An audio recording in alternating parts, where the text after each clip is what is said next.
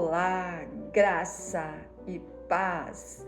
Eu, Cleonilda Rosângela Peruso, tenho o privilégio de estar aqui para estar lendo mais uma palavra poderosíssima, a palavra de Deus.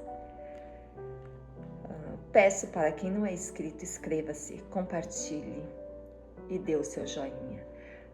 Você se inscrevendo no canal, assim chegará essa palavra para muitos, porque às vezes as pessoas pensam que quem está no YouTube para estar falando da palavra de Deus é para ganhar dinheiro.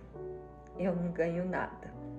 O que eu ganho é a graça do Deus Todo-Poderoso.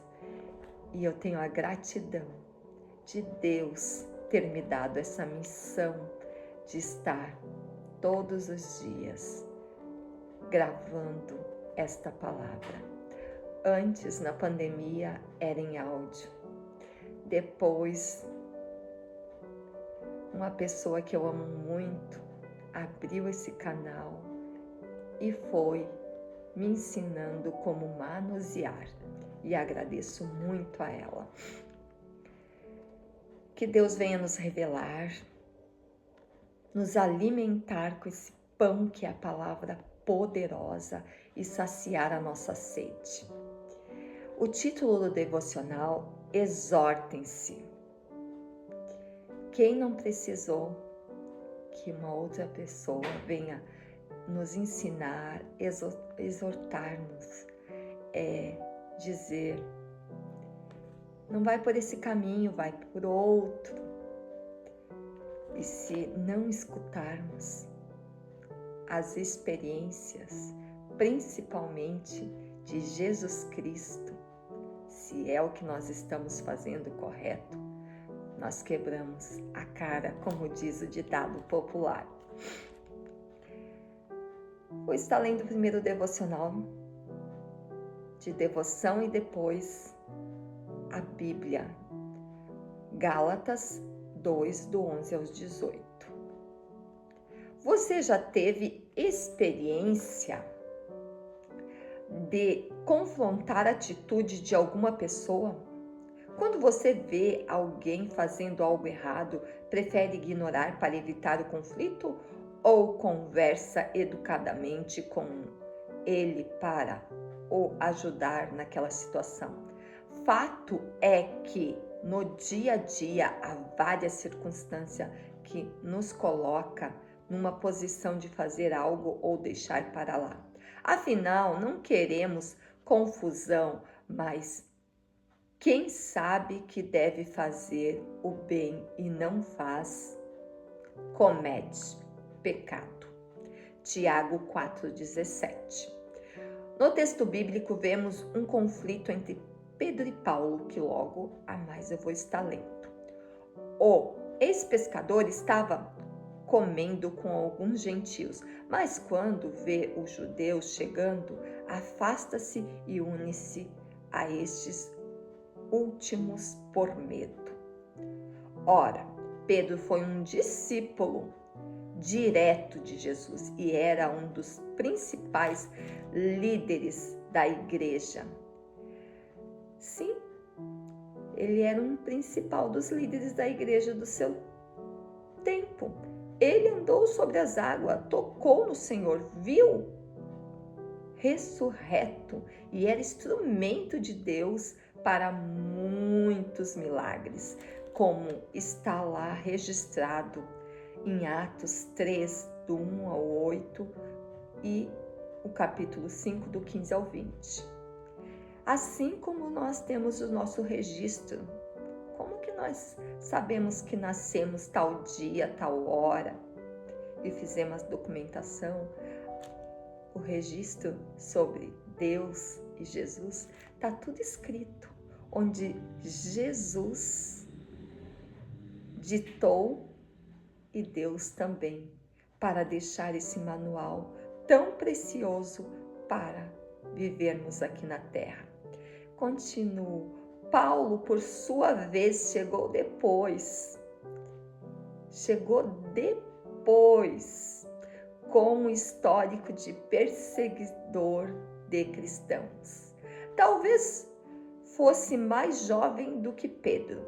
O novo apóstolo parece estar muito convicto de sua submissão à autoridade de Jesus e, se fosse necessário, exortaria o grande Pedro. Por agir de forma incoerente com a palavra, então não se acovardou e, por amor àquele irmão, o exortou para que agisse de forma adequada. Para o cristão, vale muito mais obedecer a palavra do que o praticamente ou politicamente correto. Jesus ensinou como devemos agir quando alguém errar contra nós. Em primeiro lugar, devemos falar a sós com o indivíduo. Isso já se mostra um respeito. Se ele não reconhecer seu erro, repetir em confrontação com 2 ou 3 testemunhas e, se necessário, levar o assunto à igreja, se ainda ele não assumir sua ofensa, deve ser excluído da congregação, como está registrado na Bíblia, no Manual da Vida, em Mateus 18, dos versos 15 ao 17. Que Cristo nos ajude a nos posicionarmos em amor diante dos erros que vemos neste mundo. Afinal, ver algo errado e ignorar não faz parte do nosso compromisso com Jesus e com a verdade. Confrontar o erro do irmão a fim de ajudá-lo a se corrigir e crescer é uma prova de amor a ele, à igreja e a Cristo. Por isso, quando temos ao nosso lado situações que a gente sabe que não está certo, precisamos falar.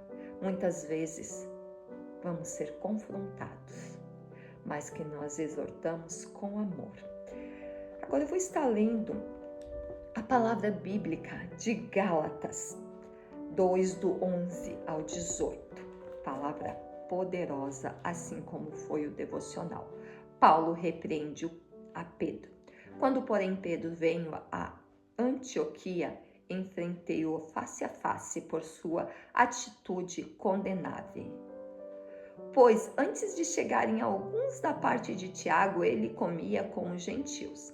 Quando, porém, eles chegaram, afastou-se e separou-se do gentio, temendo os que eram de circuncisão.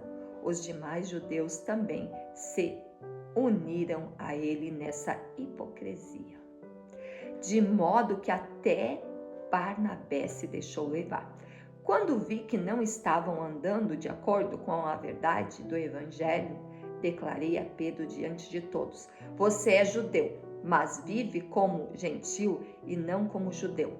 Portanto, como você pode obrigar gentios a viverem como judeus?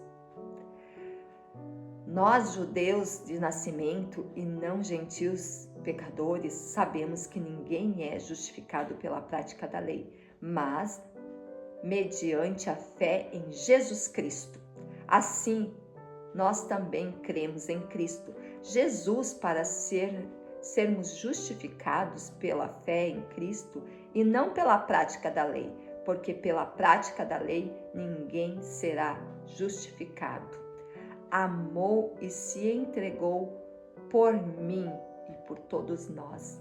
Não anulo a graça de Deus, pois se a justiça vem pela lei, Cristo morreu, então, inutilmente. Que nós possamos refletir nessa palavra, refletir, mas refletir com todo amor, fechando os olhos, escutando essas palavras e deixando Deus nos revelar. Porque lutamos todos os dias para sermos melhores do que fomos ontem. Mas para isso, precisamos estar buscando Jesus Cristo todos os dias, porque Ele é o alimento. Para nós podermos estar de pé, precisamos se alimentarmos. E o alimento vem na oração e na leitura bíblica.